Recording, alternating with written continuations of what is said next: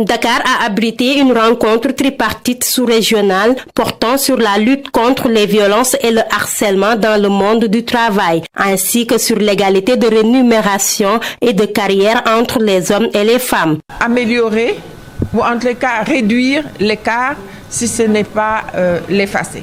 Une étude de l'OIT sur les salaires en Afrique montre que les femmes gagnent de plus en plus en expérience, en connaissance, en savoir-faire, etc. Et que malgré cela, les salaires des femmes restent inférieurs à ceux des hommes.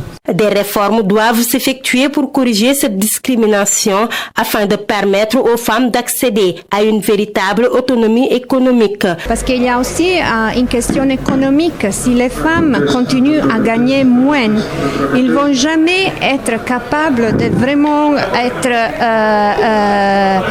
autonomisées économiquement. Selon le ministre du Travail, l'inégalité salariale constitue un défi majeur qui doit mobiliser tous les acteurs, en particulier le gouvernement. Très sensible au devoir et à l'idée de la ratification de la Convention 190, même si, comme je l'ai précisé, chaque pays a sa culture, chaque pays a ses croyances, chaque pays a ses réalités.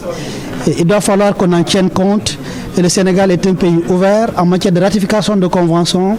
Si on devait être noté sur ça, nous serions premiers sur la planète. Cette rencontre internationale a permis de présenter, discuter et valider les résultats des recherches et synthèses sur les violences et le harcèlement au travail. Elle a été également une occasion de plaider en faveur de la ratification de la C190 et de sa mise en œuvre effective.